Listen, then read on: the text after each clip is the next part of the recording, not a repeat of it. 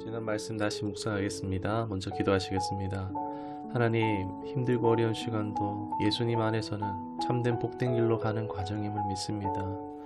우리 안에 낙심과 좌절은 다 예수 이름 안에 떠나가게 하시고 담대하고 당당하게 오늘을 살아갈 수 있기를 원합니다. 주님, 힘과 용기와 믿음을 더하여 주시옵소서.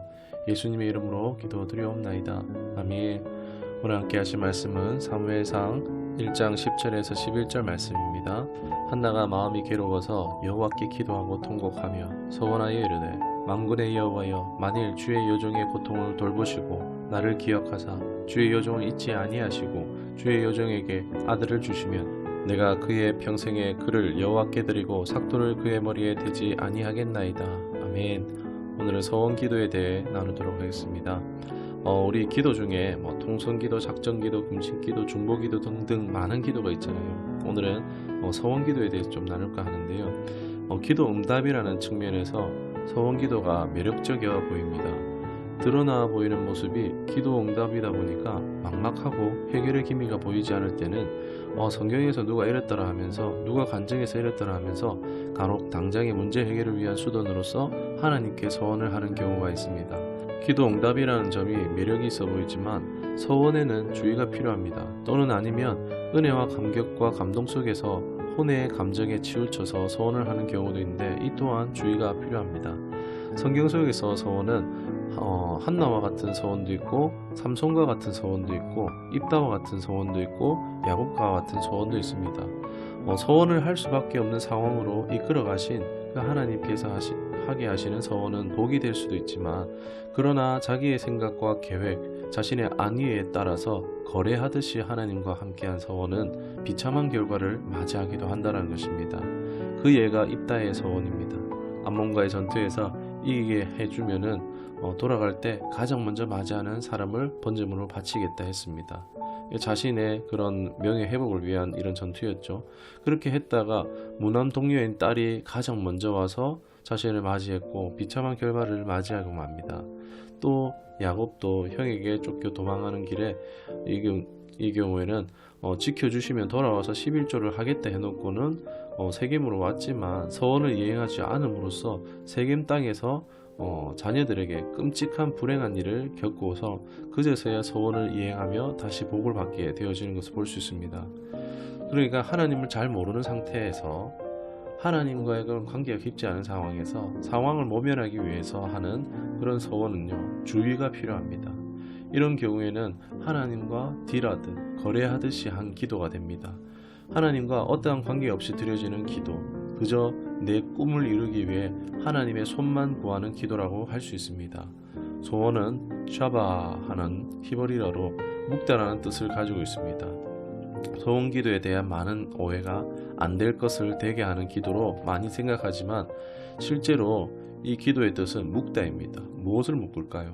바로 하나님의 뜻과 내 뜻을 묵는다라는 의미가 더 크다라는 것입니다. 축복된 서원 기도에게는 한나의 서원 기도입니다. 하나님께서 한나의 태를 열지 않으심으로 한나의 마음은 더욱 간절한 마음이 되었겠죠. 그 간절함은 결국 하나님께 서원하였는데, 난 아이를 나신인으로 키우며 성전에 섬기는 자로 헌시키로 했을 때 하나님께서는 태를 여셨고 사무엘이라는 마지막 사사자, 제사장, 대선지자가 나오게 하시는 축복을 주셨습니다. 서원은 바로 내 꿈이 아니라 하나님의 꿈, 그 하나님의 뜻을 이루기 위해 서원하게 하시는 경우가 있습니다. 이 사무엘을 통한 하나님의 구원하시고자 하는 꿈, 그 자녀를 바라는 한나의 꿈이 어떻게 됩니까? 서로 묶이게 됨으로써 이루어지는 서원 기도라는 것입니다. 능력과 응답과 축복되는 서원은요, 바로 내 꿈이 아닌 하나님의 꿈을 이루어 드리는 서원임을 확신합니다. 하나님께서는 내 마음의 소원을 누구보다 잘 아십니다. 하나님께서는 내 꿈을 또 이루어 주실 수 있는 분입니다. 하나님은 이용당하시는, 속으시는 분이 아닙니다. 오히려 내 꿈보다 비할 수 없는 하나님의 꿈, 하나님의 뜻, 이것을 이루어 드리는 것은 바로 우리가 되어야 합니다. 서원이 한때 유행한 적이 있습니다.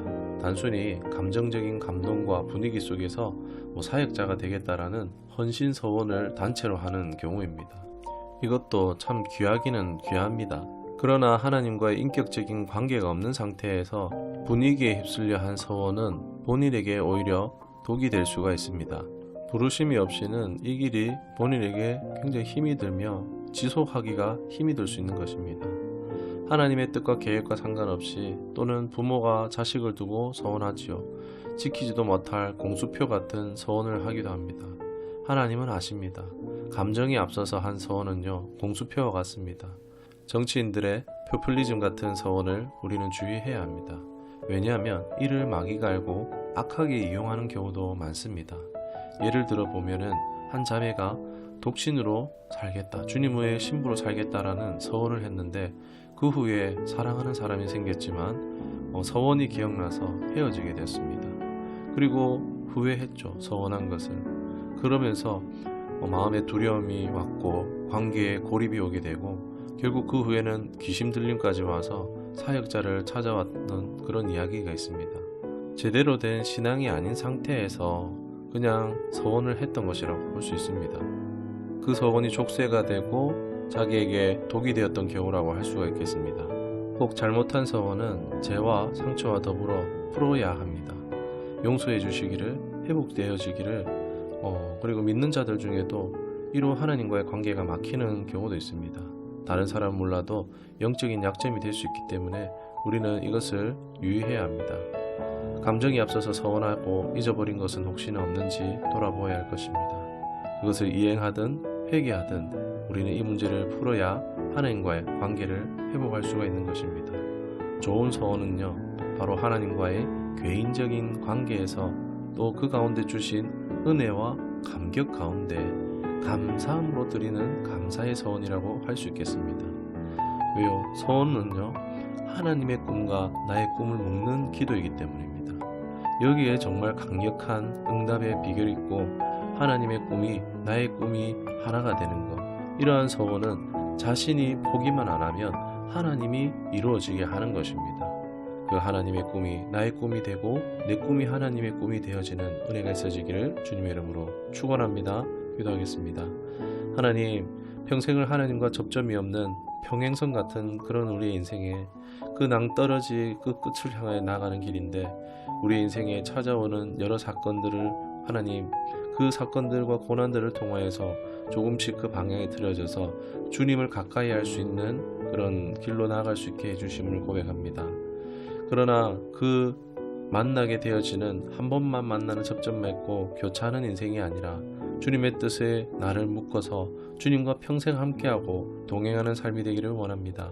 주님의 크신 사랑과 은혜를 깨닫게 하여 주옵시고 주님을 위해 평생 내 온 삶을 다해 헌신하기를 다짐하는 서원할 수 있는 우리 모두가 되기를 소망합니다.